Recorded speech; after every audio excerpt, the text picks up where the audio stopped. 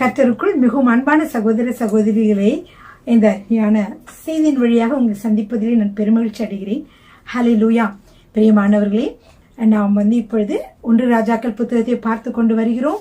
இதெல்லாம் மிகவும் சுவாரஸ்யமான கதைகள் தான். இந்த கதையெல்லாம் நம்ம பார்க்க போறோம். கதைகள் என்பது என்று சொல்வதை விட இது வரலாற்று சம்பவங்கள். இது எல்லாமே உண்மையான வரலாற்று சம்பவங்கள். பிரியமானவர்களே, வரலாற்றிலே காணப்படுகிற சம்பவங்கள். ஹல்லேலூயா. ஆமென். பிரியமானவர்களே, கண்களை மூடி நாம் தேவனை நோக்கி பார்ப்போம்.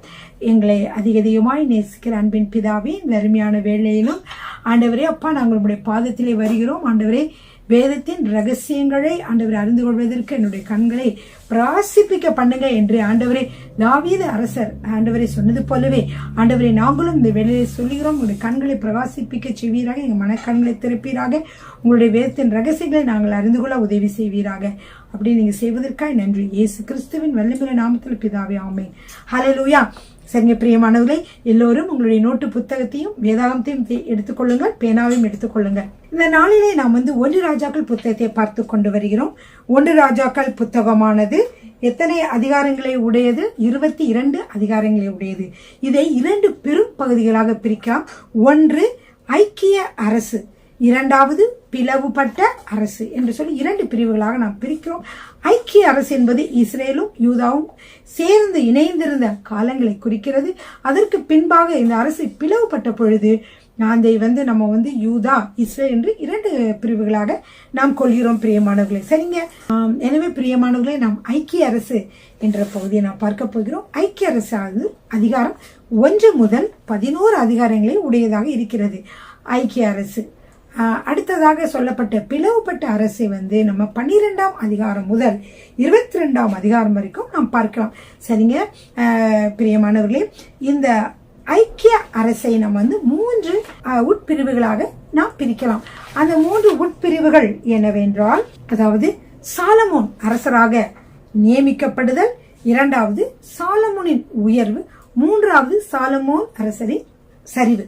இப்ப இந்த 3 பகுதிகளை முதல் பகுதியை நாம் பார்த்து விட்டோம். எப்படி அவர் சாலமோன் அரசராக நியமிக்கப்படுகிறார், பல பகைவர்கள் நிறைந்திருந்த அந்த வெளியில எப்படி அவர் தனி ஒருவராக அரசராக நியமிக்கப்பட்டார் என்று சொல்லிய பகுதியை நாம் 1ஆம் அதிகாரம் 2ஆம் அதிகாரங்களை நாம் பார்த்து விட்டோம். பிரியமானவர்களே, கடந்த 2 வீடியோக்களை நீங்க அதை பார்க்கலாம். இந்த வீடியோவிலே நம்ம என்ன பார்க்க போகிறோம் என்றால், அடுத்த பகுதியான சாலமோன் அரசரின் உயர்வு என்ற பகுதியை நாம் பார்க்க போகிறோம். பிரியமானவர்களே, சாலமோன் அரசரின் உயர்வு என்ற இந்த பகுதியானது அதிகாரம் 3 முதல் அதிகாரம் 8 வரைக்கும் உள்ள செய்திகளை நமக்கு காட்டுகிறது. பிரியமானவர்களே, சரிங்க. சாலமோன் அரசரின் உயர்வு கூட நம்ம என்ன செய்கிறோம் என்றால், சிறிய உட்பிரிவுகளாக பிரிக்கிறோம், நாம் எளிதாக புரிந்து கொள்வதற்காக. அந்த உட்பிரிவுகள் என்னவென்றால், 1 சாலமோனின் வேண்டுதல், ஞானத்திற்காக சாலமோன் வேண்டுகிறார், அது முதல் பகுதி. 2வது பகுதி சாலமோனின் அரசாங்கத்தினுடைய நிர்வகிப்பு எப்படி இருந்தது என்று 2ஆம் பகுதி. 3வது பகுதி தேவ ஆலயம் மற்றும் சாலமோனுடைய மண்டபம், இதெல்லாம் கட்டப்படுதல். இந்த 3 பகுதிகளும் சாலமோனுடைய உயர்வு என்ற பகுதியில் காணப்படுகிறது. எப்படி அவர் அரசராக உயர்வாக இருந்தார், எப்படி புகழுடன் இருந்தார், எப்படி அவருடைய மகிமையும் புகழும் எப்படி பரவியது என்ற செய்திகளை உள்ளடக்கியதான். அது இந்த நாளிலே நாம் பார்க்கலாம். பிரியமானவர்களே, சரிங்க. எல்லாரும் வேதத்தை எடுத்துக்கொண்டீர்களா? முதலாவது பாருங்க, சாலமோன் எடுத்த உடனே சாலமோன் 3ஆம் அதிகாரத்தில் நம்ம பார்க்க போறது என்னன்னா, சாலமோன் அவருக்கு வேண்டிய ஞானத்தை ஆண்டவரிடம் கேட்பதற்கு முன்பாக அவருடைய திருமணம் நடந்ததை பார்க்கிறோம். அவருடைய முதல் திருமணமானது யாரோடு நடந்தது என்று சொல்லி பார்க்கிறோம். அதிகாரம் 3 1வது வசனம் பாருங்க. சாலமன் எகிப்தின் ராஜாவாகிய பார்வோனுடைய குமாரத்தியை விவாகம் பண்ணினான். முதலாவது அவன் என்ன பண்ணிட்டான்னா, பார்வோனுடைய குமாரத்தை விவாகம் பண்ணியிருக்கிறான். அதுக்கப்புறம் தான் கர்த்தரிடத்துல ஞானத்தெல்லாம் கேட்கிறான். முதலாவது நம்ம இதை பார்க்கிறோம். 2வதாக நீங்க பார்க்கிற பொழுது என்ன பார்க்கிறோம்னா, சாலமோன் என்ன பண்ணுகிறான் என்றால், கிபியோனில் ஒரு பெரிய மேடையில சர்வாங்கல தகன பலிகளை செலுத்துகிறான். சரிங்க பிரியமானவர்கள், வேதத்தை வச்சு நம்ம பார்க்கலாம். பிரியமானவர்களே, இந்த பகுதியிலே நம்ம என்னென்ன கேள்விகள் மூலமாகவும் நாம் தெரிஞ்சுக்க போறோம். சாலமோன் யாரை திருமணம் செய்து கொண்டார்? சாலமோன் பார்வோனுடைய குமாரத்தை திருமணம் செய்து கொண்டார். 2வது பாத்தீங்கன்னா, சாலமோன் கிபியோனில் ஒரு பெரிய மேடையில் எத்தனை சர்வாக தகன பலிகளை செலுத்தினான்? அது 2வது ஒரு கேள்வி. 3வது சாலமோன் என்னத்தை ஆண்டவரிடம் கேட்டான்? 4வது ஆண்டவர் அவன் கேட்டதோடு என்னவெல்லாம் கொடுத்தார். இந்த பகுதியை தான் நம்ம இப்ப நம்ம பார்க்க போறோம் பிரியமானவர்கள். 3ஆம் அதிகாரத்துல பாத்தீங்கன்னா முதல்ல என்ன பண்றாருன்னா, சாலமோன் அவர் பார்வோன் குமாரத்தை திருமணம் செய்து கொள்கிறார். அதற்கு அடுத்ததாக அவர் என்ன செய்கிறாருன்னா, அவருடைய பெரிய அந்தப்புறத்தை மண்டபத்தை அவர் கட்டினார் அல்லவா. அந்த மண்டபத்தை கட்டுவதற்கு முன்பாக இவர் என்ன செய்தார் என்றால், தாவீது நகரத்திலே இந்த பார்வோன் குமாரத்தியை தன் மனைவி என்ன செய்தார், குடியேற்றி இருந்தார். சரிங்க. அதுக்கப்புறம் பாத்தீங்கன்னா கர்த்தருடைய ஆலயம் அப்பொழுது கட்டப்படவில்லை. உங்களுக்கு எல்லாருக்கும் தெரியும், கர்த்தருடைய ஆலயம் கட்டப்படவில்லை. ஏன்னா தாவீது அரசர் தன்னுடைய ராஜ்யத்தை நிலை நிறுத்தி கொள்வதற்காக போர் முனையில இருந்தார். அவர் மக்களை போர் சண்டை ஒவ்வொரு பகைவர்களுக்கும் தன்னை காத்துக்கொள்ள போராடினார். சவுலுக்காக தன்னை பாதுகாத்துக்கொள்ள போராடினார். ஒவ்வொரு ஆட்களையும் எதிரிகளையும் தன்னை பாதுகாத்துக்கொள்ள போராடி கொண்டிருந்ததுனால அவர் என்ன செய்ய முடியல, அவர் ஆலயத்தை அவர் அது கட்ட வேண்டும் என்று அவர் செய்ய முடியவில்லை. ஆனால் ஆலயத்திற்கு வேண்டிய பொருட்களை சேர்த்து வைத்திருந்தார். அப்பொழுது ஆண்டவர் சொன்னார், உன்னுடைய கைகள் எல்லாம் கரைப்படிந்த கைகளாக இருக்கிறது. உன்னுடைய சாலமனுடைய காலங்களில் சாலமன் தான் என்ன செய்வார், தேவனுடைய ஆலயத்தை கட்டுவார் என்று ஆண்டவர் அவருக்கு சொல்லி இருந்தார். அந்நாட்களிலே மக்கள் என்ன செஞ்சாங்கன்னா, கர்த்தருடைய நாமத்திற்கு ஒரு ஆலயம் கட்டப்படாமல் இருந்ததினால் ஜனங்கள் எல்லாரும் மேடைகளிலே பலியிட்டுக் கொண்டு வந்தார்கள் என்று சொல்லி பார்க்கிறோம். சாலமோன் கர்த்தரிடத்தில் அன்பு கூர்ந்து தன் தகப்பனாகிய தாவீதின் கட்டளைகளில் நடந்தான். ஆனாலும் அவன் மேடைகளில் பலியிட்டு தூபம் காட்டி வந்தான். ஏனென்றால் தேவனுடைய ஆலயம் என்று தனியாக ஒரு ஆலயம் இல்லாதனால அவங்க மேடைகளை கட்டி அங்கதான் என்ன செஞ்சாங்க, பலியிட்டு தூபம் காட்டி கொண்டு வந்தார்கள். அப்பொழுது சாலமன் என்ன செய்தார் பாருங்க, 3ஆம் அதிகாரம் 3ஆம் வசனத்தை வாசிக்கலாம். சாலமோன் கர்த்தரிடத்தில் அன்பு கூர்ந்து தன் தகப்பனாகிய தாவீதின் கட்டளைகளில் நடந்தான். ஆனாலும் அவன் மேடைகளிலே பலியிட்டு தூபம் காட்டி வந்தான். அப்பொழுது என்ன செய்தானா, ஒரு தடவை அவர் கிபியோனுக்கு போறாரு. கிபியோனில என்ன செய்கிறார் என்றால், அங்க ஒரு பெரிய மேடை இருந்தது, ஏற்கனவே மேடை இருந்தது, அங்க பலிட்டு வந்தாங்க. உடனே அந்த கிபியோன்ல போய் சாலமன் எவ்வளவு பலிகளை செலுத்திருப்பார்னு நினைக்கிறீங்க? 1000 பலிகளை செலுத்தினார். விட்டாத பலிகளை செலுத்தி கொண்டே இருந்தார். 1000 பலிகள். இப்படி 1000 பலிகளை செலுத்தின போது அன்று இரவு அவர் கிபியோனில இருக்கிற பொழுது கர்த்தர் என்ன செய்தார் என்றால், அவருடைய சாலமனுடைய சொப்பனத்திலே வந்தார் என்று சொல்லி பார்க்கிறோம் பிரியமானவர்களே. சொப்பனத்திலே அவர் என்ன சொல்கிறார் என்றால், சாலமனுக்கு ராத்திரியில் சொப்பனத்திலே தரிசனமாகி, நீ விரும்புகிறதை என்னிடத்தில் கேள் என்று தேவன் சொன்னார். 1000 பலிகளை பலியிட்ட உடனே சாலமன் என்ன நினைக்கிறார் என்றால், கர்த்தருக்காக நான் பலியிடுகிறேன் என்று சொல்லி மிகவும் அன்போடு கூட மிகவும் மரியாதையோடும் கூட அவர் பலியிட்டார். கர்த்தர் அதை கவனித்தார். உடனே ஆண்டவர் என்ன சென்றார்னா, அவர் சொப்பனத்திலே உனக்கு என்ன விருப்பமோ அதை கேளு, ஏன்னா நீ இவ்வளவு பலிகளை நீ பலியிட்டது நான் உன் மீது என்ன ஆயிட்டேன், ரொம்ப பிரியமாயிட்டேன் அப்படின்னு சொல்லி ஆண்டவர் சொல்றாரு. அடுத்தது 3ஆம் அதிகாரம் 6வது வசனத்துல வாசிக்கலாம். அதற்கு சாலமோன், என் தகப்பனாகிய தாவீது என்னும் உமது அடியான் உம்மை பற்றி உண்மையும் நீதியும் மன நேர்மையுமாய் உமக்கு முன்பாக நடந்தபடியே தேவரீர் அவருக்கு பெரிய கிருபை செய்து அந்த பெரிய கிருபையை அவருக்கு காத்து இந்நாளில் இருக்கிறபடி அவருடைய சிங்காசனத்தில் வீற்றிருக்கிற ஒரு குமாரனை அவருக்கு தந்தீர். அப்ப சாலமன் சொல்றாரு, ஆண்டவரே நீங்க தாவீதை பத்திரமா பாதுகாத்து பலவிதமான விரோதிகளிடமிருந்தெல்லாம் பாதுகாத்து அவ உயிரோட வச்சு அவருக்கு குமாரனை கொடுத்து அந்த குமாரனையும் நீங்க அரண்மனையில குமாரனாகிய சாலமனாகி என்னை நீர் அரண்மனையில உட்கார வச்சிருக்கிறீர்கள் சொல்லி அதற்காக உங்களுக்கு நன்றின்னு சொல்றாரு. அப்புறம் என்ன சொல்றாருன்னா, நான் எப்படி இருக்கிறேன்னா, ஒரு போக்குவரத்து அறியாத ஒரு சிறு பிள்ளையை போல இருக்கிறேன். எனவே ஆண்டவர் எனக்கு நீங்க வேற ஒண்ணும் கொடுக்க வேண்டாம், எனக்கு நீங்க ஒரு ஞானத்தை கொடுங்க. இவ்வளவு மக்களையும் எண்ணிக்கை கடங்க இந்த மக்களை அனைவரையும் நான் அவங்கள நான் என்ன செய்யணும், அவங்க வழி நடத்தணும், அவங்களுக்கு ஆலோசனை சொல்லணும், அவங்களுக்கு நியாயம் விசாரிக்க வேண்டும். அதற்கேற்ற ஞானத்தை எனக்கு கொடுங்க. நான் சிறுவனா இருக்கிறேன், அது இளையவனா இருக்கிறேன். அப்படி என்றால் ஒரு இளைஞனாக நான் இருக்கிறேன், எனக்கு வேண்டிய ஞானத்தை கர்த்தாவே நீங்க கொடுங்க என்று சொல்லி அவர் கேட்கிறார் பிரியமானவர்கள். அப்படி இருந்தவனை கேட்ட உடனே ஆண்டவருக்கு என்ன கேட்கிறார் பாத்தீங்களா? 3ஆம் அதிகாரம் 9வது வசனம். ஆகையால் உமது ஜனங்களை நியாயம் விசாரிக்கவும் நன்மை தீமை என்னதென்று வகையறுக்கவும் அடியேனுக்கு ஞானமுள்ள இருதயத்தை தந்தருளும். ஏராளமாய் இருக்கிற இந்த உமது ஜனங்களை நியாயம் விசாரிக்க யாராலே ஆகும் என்றார். அப்ப இந்த மாதிரி சொன்ன உடனே சாலமன் இப்படி சொன்ன உடனே அது ஆண்டவருக்கு மிகவும் எப்படிப்பட்டதா இருந்துச்சா, பார்வைக்கு மிகவும் உகந்த விண்ணப்பமாயிருந்துச்சான்.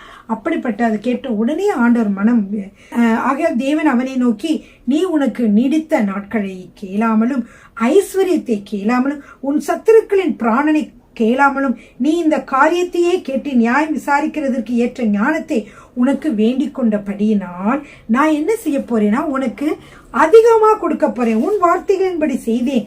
ஞானமும் உணர்வும் உள்ள இருதயத்தை உனக்கு தந்தேன். இதிலே உனக்கு சரியானவன் உனக்கு முன் இருந்ததும் இல்லை, உனக்கு சரியானவன் உனக்கு பின் எழும்புவதும் இல்லை. இதுவுமன்றி வேற என்ன கொடுக்கறது ஒரு எக்ஸ்ட்ராவா, நீ கேளாத ஐஸ்வர்யத்தையும் மகிமையும் உனக்கு தந்தேன். உன் நாட்களில் இருக்கிற ராஜாக்களில் ஒருவனும் உனக்கு சரியானவன் இருப்பதில்லை.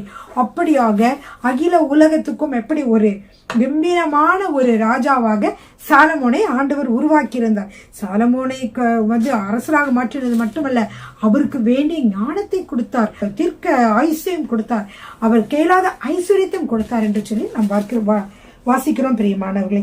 அதனாலதான் அவர் சொல்றாரு, உன் தகப்பனாகிய தாவீது நடந்தது போல நீயும் என் கட்டளைகளையும் என் நியமங்களையும் கை கொண்டு என் வழிகளில் நடப்பாயாகில் உன் நாட்களையும் நீடித்திருக்க பண்ணுவேன் என்றான். இப்படியாக கர்த்தர் அவனுக்கு சொல்றாரு. அப்பொழுது சாலமன் நித்திரை தெரிந்து பார்க்கிற பொழுது அது ஒரு சொப்பனம் கண்டேன் என்று சொல்லி பார்க்கிறான். இந்த சொப்பனத்திலே கர்த்தர் பேசுகிறார் பிரியமானவர்கள். அவனுக்கு அந்த ஞானத்தையும் அப்பொழுது கொடுத்திருக்கிறார் என்று சொல்லி பார்க்கிறோம். அதுக்கு அடுத்ததாக அவர் மக்களுக்கெல்லாம் என்ன செய்கிறார், அவருடைய இடத்துக்கு போறாரு. அங்க போய் அவருடைய இடம் இங்க எருசலேமுக்கு போகிறார் என்று சொல்லி பார்த்தோம். எருசலேமுக்கு அதுதான் அங்க தலைநகரமாக இருந்துச்சு. அந்த எருசலேம்ல எல்லாருக்கும் தகன பலியிட்டு எல்லாருக்கும் என்ன விருந்து பண்ணுகிறார். அந்த நேரத்துல பாத்தீங்கன்னா கர்த்தர் என்ன செய்தார், அவருக்கு வேண்டிய ஞானத்தையும் தந்தேன் என்று சொல்லி தந்து விட்டார். அதற்கு அடுத்ததாக விருந்து கொடுத்து கொண்டே இருக்கிறார். அப்பொழுது பார்த்தீர்கள் என்றால் அந்த 2 பெண்கள் வருகிறார்கள். என்ன சொல்லி வருகிறார்கள் என்றால் ஒரே காரியமாக ஒரு நியாயம் விசாரிக்க வருகிறார்கள் பிரியமானவர்களே. எனவே இந்த பகுதி வரைக்கும் நாம் என்னவெல்லாம் பார்த்தோம் என்று சொல்லி பார்க்க போகிறோம் பிரியமானவர்களே. இதுல நம்ம என்னென்ன பார்த்தோம்னா, சாலமன் எகிப்தின் ராஜாவாகிய பார்வோனுடைய குமாரத்தியை விவாகம் பண்ணினான் என்று சொல்லி பார்த்தோம். சாலமன் கிபியோனிலே ஒரு மேடை, பெரிய மேடை இருந்தது. அதிலே 1000 தகன பலிகளை செலுத்தினார் என்று பார்த்தோம். அதனாலே நம்முடைய தேவாதி தேவன் மனமகிழ்ந்து உனக்கு என்ன செய்ய வேண்டும் என்று சொல்லி கேட்டதை பார்க்கிறோம். உடனே அவனும் என்ன கேட்டான், ஞானத்தை மட்டுமே அவன் கேட்டான். ஆண்டவர் சொன்னார், நீ உன்னுடைய பகைவர்களை கொல்றதுக்கு காரியங்களோ அல்லது உன் ஐஸ்வர்யமோ தீர்க்காயுசியோ நீ கேட்காம நீ ஞானத்தை கேட்டதுனால உனக்கு தீர்க்காயுசியம் தருகிறேன், அதே நேரத்தில் ஐஸ்வர்யத்தையும் தருகிறேன், பகைவர்களை வெல்லக்கூடிய உனக்கு ஒரு காரியத்தை உனக்கு தருகிறேன் என்று சொல்லி ஆண்டவர் நம்ம இவ்வளவு நேரம் பார்த்தோம். அடுத்ததாக பிரியமானவர்களே, சாலமோனுக்கு கர்த்தர் ஞானத்தை கொடுத்து விட்டார். அவருடைய ஞானத்தை விளக்குவதற்கான ஒரு நிகழ்ச்சி அங்கே சொல்லப்பட்டிருக்கிறது. நம்ம எல்லாருக்கும் தெரிந்த நிகழ்ச்சி தான். அதை நீங்க சாலமோனின் ஞானத்தை விளக்கும் ஒரு நிகழ்ச்சி என்று சொல்லி போட்டுக்கொள்ளுங்கள். 1 ராஜாக்கள் 3ஆம் அதிகாரத்திலே பார்த்தீர்கள் என்றால் 16 முதல் 27 வசனங்களிலே அந்த கதை சொல்லப்பட்டிருக்கிறது. அது என்னவென்றால், நாம் ஸ்டார்டிங் வாசிக்கிற மற்ற கதையை பார்ப்போம். அப்பொழுது வேசிகளான 2 ஸ்திரீகள் ராஜாவினிடத்தில் வந்து அவனுக்கு முன்பாக நின்றார்கள். அவர்கள் ஒருத்தி சொல்றாள், ஆண்டவனே, நானும் இந்த ஸ்திரீயும் ஒரே வீட்டிலே குடியிருக்கிறோம். நான் இவளோட வீட்டில் இருக்கையில் ஆண் பிள்ளையை பெற்றேன். நான் பிள்ளை பெற்ற 3ஆம் நாளிலே இந்த ஸ்திரீயும் ஆண் பிள்ளை பெற்றால் நாங்கள் ஒருமித்திருந்தோம். எங்கள் இருவரையும் தவிர வீட்டுக்குள்ளே வேறு ஒருவரும் இல்லை. ராத்திரி தூக்கத்திலே இந்த ஸ்திரீ தன் பிள்ளையின் மேல் புரண்டு படுத்ததினாலே அது செத்து போயிற்று அப்படின்னு சொல்லி சொல்றான். அப்ப சொல்றாரு, நித்திரை திறந்து பார்க்கும்போது பாத்தீங்கன்னா அவ என்னோட குழந்தைய உயிரோடு இருக்கிற குழந்தைய அவ பக்கத்துல போட்டுட்டா அப்படின்னு சொல்லி சொல்றான். அதுக்கப்புறம் அந்த பெண் சொல்றா, இல்ல அது உயிரோடு இருக்கிறது என்னோட குழந்தை, செத்து போனதான் உன்னோட குழந்தைன்றான். அந்த அடுத்தவன் என்ன சொல்றான், இல்ல செத்து போனது உன்னோட குழந்தை, உயிரோடு இருக்கிறது என்னோட குழந்தை என்று சொல்லி ஒரு குழந்தைக்காக சாலமன் அரசரிடம் என்ன செய்கிறார்கள், நியாயம் கேட்க வருகிறார்கள். அப்பொழுது எப்படி இதை சரி செய்வது? 2 பேருமே ஒரே வீட்டில் இருந்தார்கள். ஒரு பெண்ணோட ஒரு குழந்தை இறந்து விட்டது. ஆனால் இருவருமே அந்த உயிரோடு இருக்கிற குழந்தைக்காக வாதாடுகிறார்கள் என்று சொல்லும் பொழுது ஆண்டவர் அவர் கொடுத்த ஞானத்தை வைத்து அவர் சொன்னார். உடனே அவர் என்ன சொன்னார் என்றால், அவருடைய வீரர்களை கூப்பிட்டார். சீக்கிரமாக வீரர்களை ஒருவன் பட்டயத்தை எடுத்துக்கொண்டு வா என்று சொல்லி. அப்ப 2 பெண்களும் 2 தாய்மாரும் அப்படியே பார்க்கிறாங்க. உடனே அவர் சொன்னார், இந்த வாளை எடுத்துட்டு வா, சீக்கிரமா வாளை எடுத்து. இந்த 2 குழந்தையில ஒரு குழந்தை இறந்து ஒரு குழந்தை வந்திருக்குது. ஆனா இதை 2 பேருமே உரிமை கொண்டாடுவதனாலே இதை பாதியாக நான் வெட்டி ஆளுக்கு பாதி பாதி கொடுத்து விடு என்று சொல்லி அந்த வீரரிடம் சொன்னார். உடனே இதை சொன்ன உடனேயே ஒரு பெண் என்ன சொல்கிறாள், வேண்டாம் அரசரே, என்னுடைய குடல் துடிக்கிறது, இந்த குழந்தை உயிரோடு அவளிடமாவது இருந்து விடட்டும், ஆனால் இந்த குழந்தையை கொல்ல வேண்டாம் என்று ஒருவள் சொல்கிறார். மற்றொருத்தி என்ன சொல்கிறாள் என்றால், நோ, பரவாயில்ல ஆண்டவரே, இது எனக்கு வேணாம் அவளுக்கும் வேணாம், இது என்ன செய்யுங்க, 2ஆக நீங்க வெட்டி போட்டு விடுங்கள் என்று சொல்லுகிறாள். அப்பொழுதுதான் சாலமன் அரசருக்கு தெரிந்தது, இது யாருடைய குழந்தை, அந்த யாருடைய குழந்தையோ அந்த பெண் தான் என்ன செய்கிறாள், அவளுடைய குடல் துடிக்கிறது. அவள் என்ன செய்கிறாள், அவள் அந்த குழந்தை உயிரோடு எங்காவது இருந்து விடட்டுமே தவிர அது இறந்து விட வேண்டாம் என்று அவள் நினைக்கிறாள். பிரியமானவர்களே, எனவே சாலமன் என்ன செய்தார், அந்த பாசத்தை கண்டுபிடித்து அவளுக்கே அதை அந்த பெண்ணுக்கே அந்த குழந்தையை ஒப்படைக்கிறார். கரெக்டாக சரியாக அந்த குழந்தையை பெற்ற தாய் யார் என்பதை அவர் கண்டுபிடித்து விடுகிறார். இதை பார்த்த அனைவரும் அவையில் இருந்த மக்கள், வீரர்கள் எல்லோருக்கும் மிகவும் ஆச்சரியம். இப்படிப்பட்ட ஒரு ஞானத்தை சாலமன் உடையவராக இருக்கிறார் என்று சொல்லி, இப்படியாக சாலமனுடைய ஞானம் எல்லா இடங்களிலும் பரவுகிறது. அநேகர் இது உதாரணம். இதே போல அநேக விதமான காரியங்களுக்கும் அநேக விதமான நியாயங்களுக்கும் இவர் சரியான நியாயத்தை அவர் அங்கே தீர்த்து வைக்கிறார். பிரியமானவர்களே, அல்லேலூயா, ஆமென். 27வது வசனத்தில் வாசிக்கிறோம், ராஜா தீர்த்த இந்த நியாயத்தை இஸ்ரவேலர் எல்லோரும் கேள்விப்பட்டு நியாயம் விசாரிக்கிறதற்கு தேவன் அருளிய ஞானம் ராஜாவுக்கு உண்டென்று கண்டு அவனுக்கு பயந்தார். பிரியமானவர்களே, இப்ப 3வது அதிகாரத்தை நம்ம பார்த்து விட்டோம். அடுத்த 4வது அதிகாரத்தை நாம் பார்க்க போகிறோம். இதிலே என்ன காணப்படுகிறது என்றால், இஸ்ரவேல் ராஜாவாகிய சாலமோன் அவனுடைய அரசாங்கத்தை எப்படி நிர்வகிக்கிறார் என்று சொல்லி 4ஆம் அதிகாரத்திலே நாம் பார்க்கிறோம். பிரியமானவர்களே, இந்த அதிகாரம் 4ஆம் அதிகாரத்திலே 1ஆம் அதிகாரம் முதல் 19 வசனங்களிலே நாம் பார்க்கிறோம் சாலமோன் எப்படி அதிகாரத்தை, அதாவது அரசாங்கத்தை நிர்வகித்திருக்கிறார் என்று சொல்லி பார்க்கிறோம். இதுல நீங்க விளக்கமா நீங்க பார்க்கலாம். என்னென்ன பார்க்கலாம்னா, நீங்க அந்த 4ஆம் அதிகாரம் பாருங்க. 4ஆம் அதிகாரம் 1லிருந்து 19 வரைக்கும் இருக்கிறதுல 1வது வசனம் முதல் 6வது வசனம் வரைக்கும் என்ன காணப்படுகிறது என்றால், பிரபுக்கள் 11 பிரபுக்களும் அவர்களுடைய பெயர்கள், அவர்கள் என்னவெல்லாம் செய்து வந்தார்கள் என்று சொல்லி 11 பிரபுக்களை முதலிலே பார்க்கிறோம். அடுத்தது மணியக்காரர்கள், அதாவது 12 மணியக்காரர்களை குறித்து அடுத்த வசனத்தில இருந்து, அதாவது 7வது வசனத்தில இருந்து நம்ம பார்க்கிறோம். பிரியமான, இவர்கள் 12 பேர் ஏன் இருக்கிறாங்கன்னா, ஒவ்வொருத்தருக்கும் ஒவ்வொரு மாதம், ஒவ்வொருவரும் அந்த ஒவ்வொரு மாதத்திலே சாலமனுடைய யாரா இருப்பாங்க, மந்திரிகள் இருப்பாங்க, சாலமனுடைய சூழ்ந்து மக்கள் இருப்பாங்க, சாலமன் இருப்பாரு. இப்ப இவங்க எல்லாருக்கும் உணவு கொடுப்பது அவர்களுடைய வேலை. பிரியமானவர்களே, 12 பேரும் எப்படி இருக்கணுமா, ஒவ்வொரு மாசமும் ஒவ்வொருத்தர் கவனிக்கணும். அதே போல அவங்களுக்கு ஒவ்வொரு ஏரியா கொடுத்திருப்பாங்க. அந்த ஏரியால அவங்க என்ன செய்யணும், வரி வசூல் பண்றது மற்ற எல்லாவற்றையும் என்ன செய்வாங்க என்றால் அவர்கள் பார்த்து கொண்டே வருவார்கள். அதெல்லாம் வசூலிச்சு அவங்க சேர்த்து வச்சிருப்பாங்க. எல்லாத்தையும் சேர்த்து வச்சோன்னா அவர்களுடைய மாதம் வந்தோன்னா அவர்கள் அதை செலவு செய்வார்கள். இந்த 12 மாதமும் சேர்த்து வைத்ததே அந்த ஒரு வருஷத்துல, அந்த ஒரு மாதத்துல என்ன செய்வார்கள், அவர்கள் அதை செலவு செய்வார்கள் என்பதற்காக அவர்களை அவர் நியமித்து வைத்திருந்தார். இவ்வளவு ஞானம் பார்த்தீங்களா. அவருடைய நாட்கள் அவ்வளவோ போரே இல்லை, சமாதானம் சந்தோஷமா இருந்ததா. அதை பத்தி நான் சொல்றேன் பின்னாடி வசனங்கள்ல. இப்ப பாருங்க, இப்ப என்ன நான் சொன்னேன், 11 பிரபுக்கள். இந்த 11 பிரபுக்களும் 4ஆம் அதிகாரம் 1வது வசனம் முதல் 6வது வசனம் வரைக்கும் காணப்படுகிறது. அப்புறம் 7வது வசனம் முதல் காணப்படுவது என்னவென்றால், இந்த மணியக்காரர்கள் வாசிக்கலாமா? 4ஆம் அதிகாரம் 7ஆம் வசனம், ராஜாவுக்கும் அவன் அரண்மனைக்கும் வேண்டிய உணவுப் பொருட்களை சேகரிக்கிற 12 மணியக்காரர் சாலமோனுக்கு இஸ்ரவேல் தேசம் எங்கும் வைக்கப்பட்டிருந்தார்கள். அவர்கள் மாதத்துக்கு ஒவ்வொருவராக வருஷம் முழுவதும் பராமரித்து வந்தார்கள்.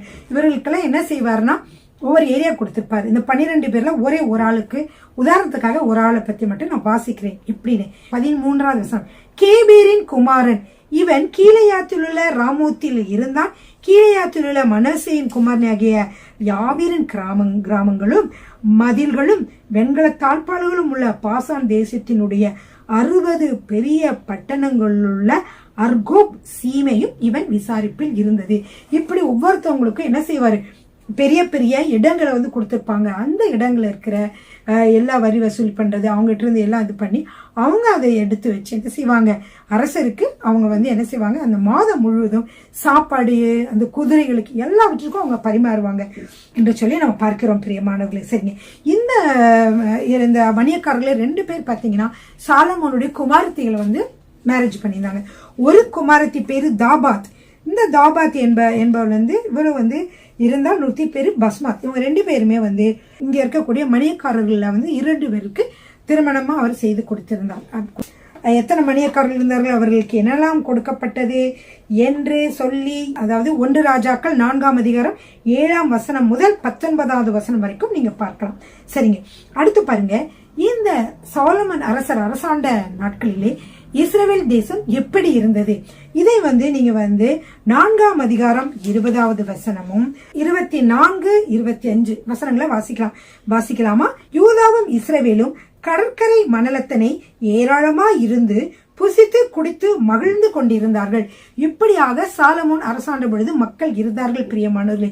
அது மட்டுமல்ல, 24வது வசனத்தில் வாசிக்கிற பொழுது, நதிக்கு இப்புறத்தில் இருக்கிற திப்சா முதற்கொண்டு ஆசா மட்டும் உள்ளவைகள் எல்லாவற்றையும் நதிக்கு இப்புறத்தில் உள்ள சகல ராஜாக்களையும் ஆண்டு வந்தார். அவனை சுற்றி எங்கும் சமாதானம் இருந்தது.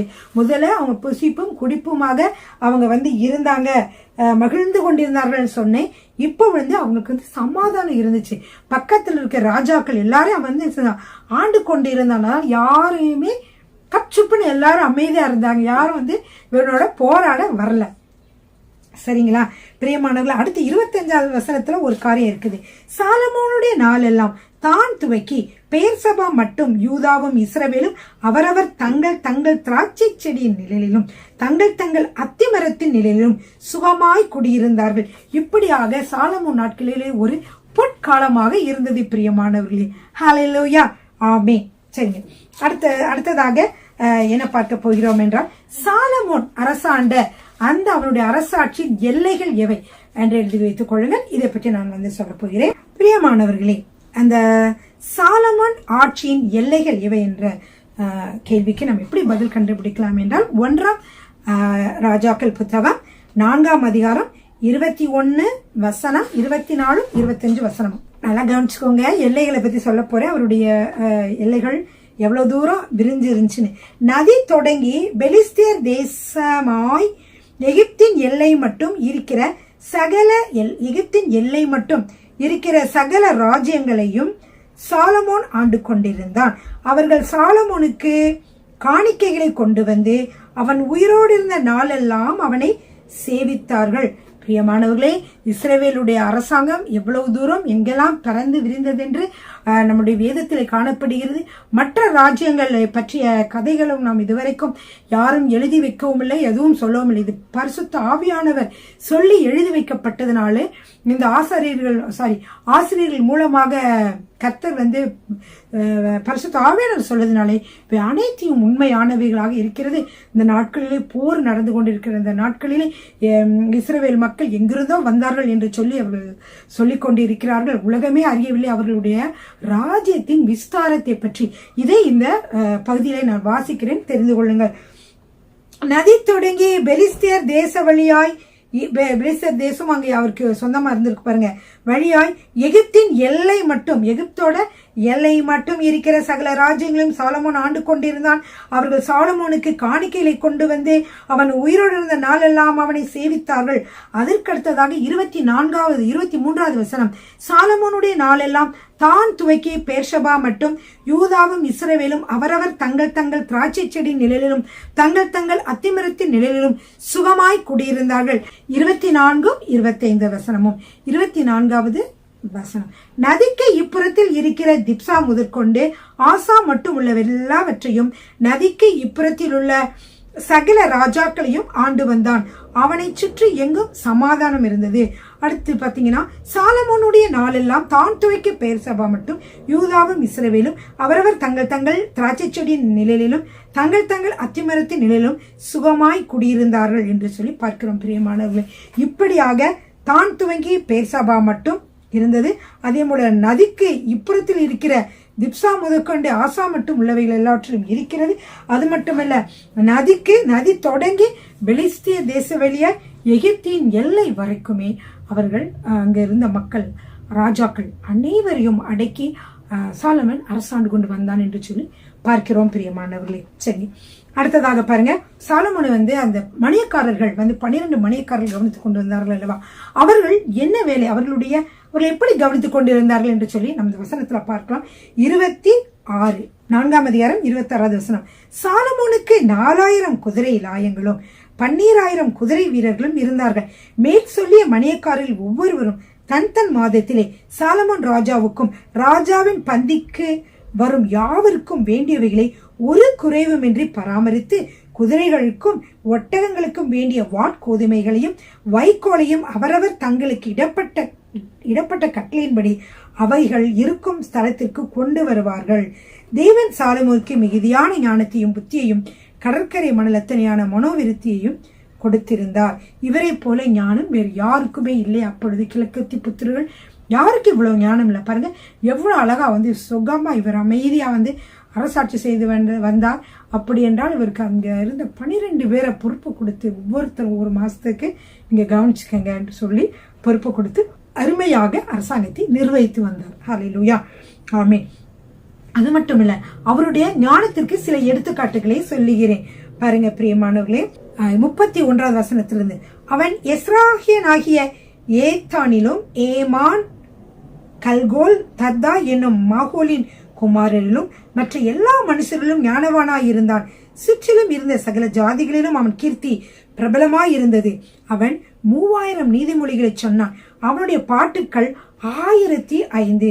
லீபனோனில் இருக்கிற கேதுரு எதெல்லாம் பாட்டு பாடியிருக்கானா, லீபனோனில் இருக்கிற கேதுரு மரங்கள் முதல் கொண்டு சுவரில் முளைக்கிற ஈசோப்பு பூண்டு வரைக்கும் உள்ள மரம் முதலிய தாவரங்களை குறித்தும் மிருகங்கள், பறவைகள், ஊரும் பிராணிகள், மச்சங்கள் ஆகிய இவைகளை குறித்தும் வாக்கியங்களை சொன்னான். பாத்தீங்கன்னா நீதிமொழிகளை பார்த்திருப்பீங்க. எறும்பை பத்தி சொல்லுவாரு, கழுதை பத்தி சொல்லுவாரு, நிறைய மிருகங்களை பத்தி, சிங்கத்தை பத்தி சொல்லுவாரு. அப்புறம் இந்த மாதிரி பல மிருகங்களை பத்தி அவர் என்ன செய்வார், அவர் சொல்லி இருப்பார். அதெல்லாம் நீங்க கேட்டிருப்பீங்க. அவ்வளவு ஞானமா எல்லா மிருகங்கள், ஊரும் பிராணிகள் எல்லாவற்றையும் பத்தியும் அவர் சொன்னார் என்று சொல்லி பாருங்க. நம்ம நீதிமொழிகளை வாசிக்கிறோம். இந்த 1 ராஜாக்களையும் அதை பற்றி குறிப்புகள் எழுதப்பட்டிருக்கிறது. நம் வேதத்தில் உள்ளவைகள் எல்லாமே பிரியமானவர்களே, ஏதோ கதை இல்லை பிரியமானவர்களே. அவைகள் அனைத்துமே சுவாரஸ்யம் உள்ளவைகளாக இருந்தாலும் அவை அனைத்துமே வரலாறாகவே உள்ளது. வேதத்தில் சொல்லப்பட்ட எல்லாமே உண்மை என்பது என்ன செய்யப்பட்டிருக்குது, பின்னாடி எல்லாமே கண்டுபிடிச்சு அது நிரூபணமாக உள்ளது பிரியமானவர்களே. சரிங்க பிரியமானவர்களே, இந்த 4ஆம் அதிகாரத்தில் நாம் என்னென்ன பார்த்தோம் என்றால், எப்படி சாலமன் எப்படி அரசாண்டார், எப்படி அரசாங்கத்தை நிர்வகித்தார். 11 பிரபுக்களை வைத்திருந்தார், 12 மணியக்காரர்களை வைத்திருந்தார்.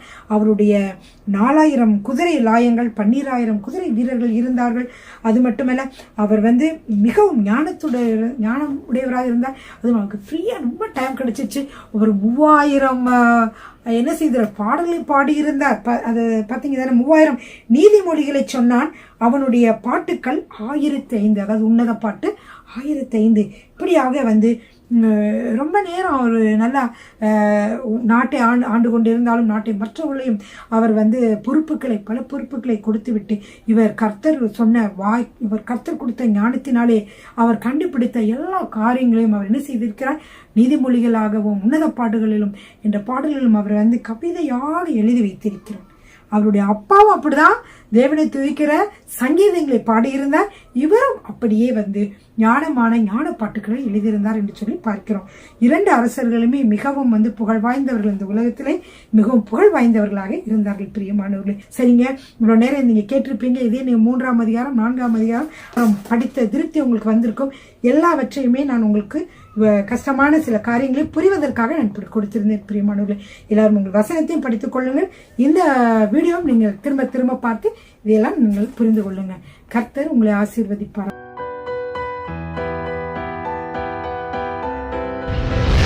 கர்த்தர் உங்களை ஆசீர்வதிப்பாராக.